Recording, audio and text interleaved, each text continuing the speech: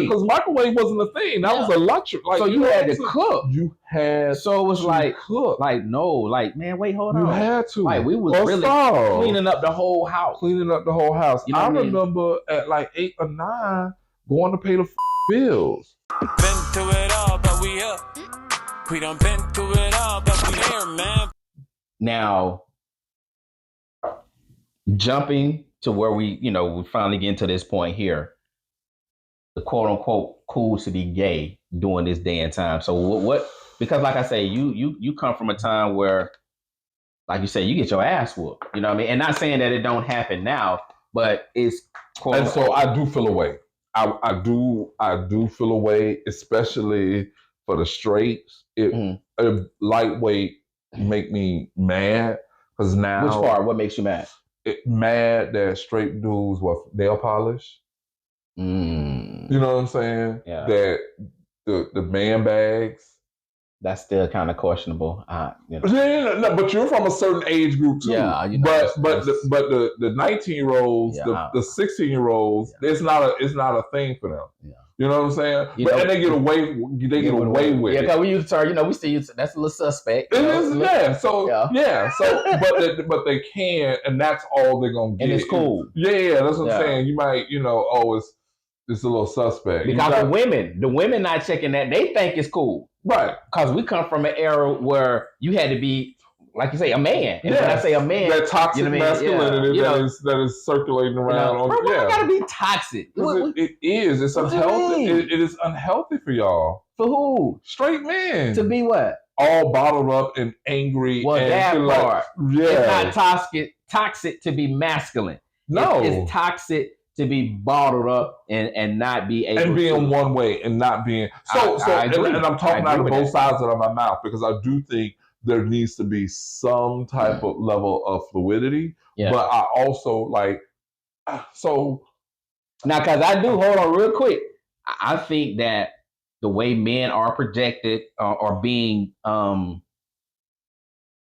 the way that men are coming along these days, I do think is soft. Like, you know what I mean? I think it's okay. We done raised some marshmallows. Me and you together then raised a whole generation of marshmallows. Correct. So that's a whole. So that's what I'm saying. Yeah. Like, I don't think. Well, I think that they're neat, but how do you navigate the space of not being a marshmallow, but also being able to have the full range of emotion? Okay, so I had this conversation. I'm gonna put this on camera with my mom. You know what I mean? I believe what's different about our generation as opposed to, our dads and granddads is that, like you say, they really stood on business. When he said, I'm going to put you through this window, he meant that. Yeah, he really meant, I'm going to put you through this window. Yeah. But like I was telling my mom, like, me and my brothers do things that my dad don't do. And like I say, my dad, he cool, he's great. You know what I'm saying? He a provider. My dad didn't babysit. My dad don't wash dishes. Sure. Right. You know what I mean? Certain things he don't do. So I told my mom, like, your sons have, you know what I mean, some of the female from a traditional standpoint, components to them. Yeah, you know what I mean, because I wash clothes. Yeah, you know what I mean. I don't fold them, y'all, like that. You know what I mean, but I wash them.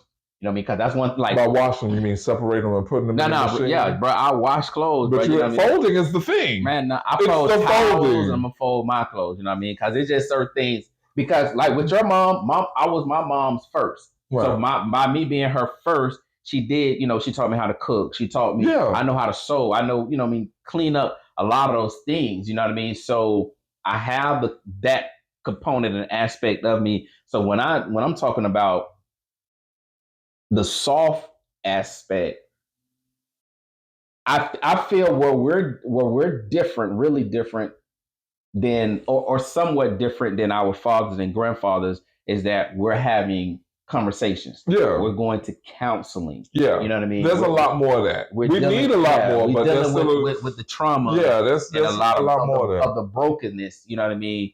But so when I say marshmallow, I mean these motherfuckers can't think their way out of this room. Yeah, you got to get them a participation. And you got to draw them a map, a GPS signal, and a red line out the room. Yeah. They can't handle any type of adversity. Yeah. Any type of challenge they can't be wrong.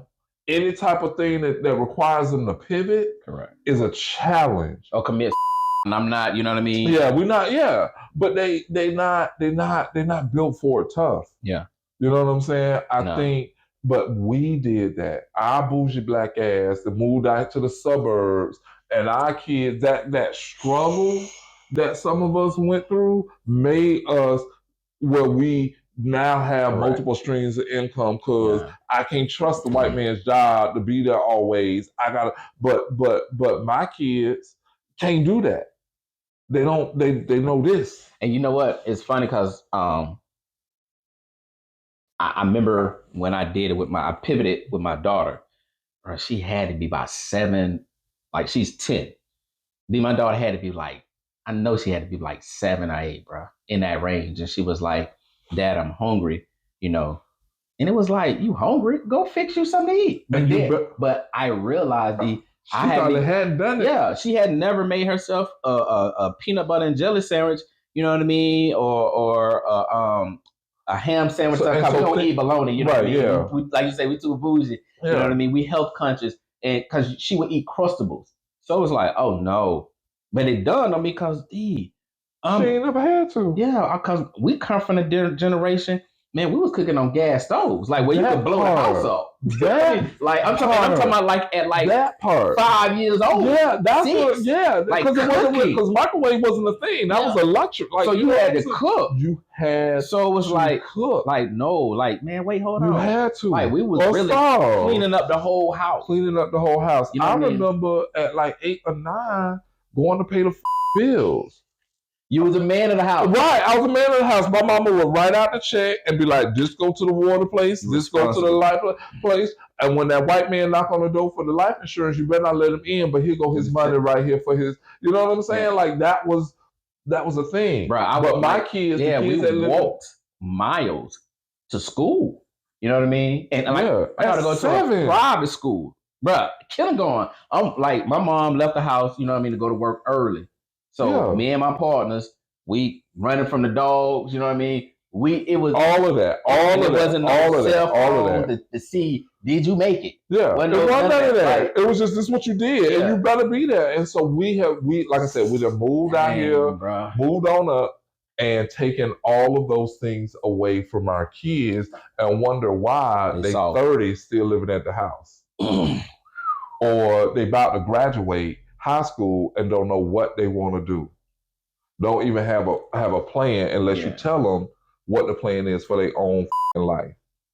Like for us, we couldn't wait to leave the house because on the other side was freedom. I saw something on the internet for, I can't remember what rapper it was, but he had his daughter driving and she was young. Bro, my homegirl Nicole, you know what I mean? I sat down and had a conversation with her. She owns a trucking company. Her dad taught her how to drive a truck when she was 9. Right. I'm talking about like with the gear.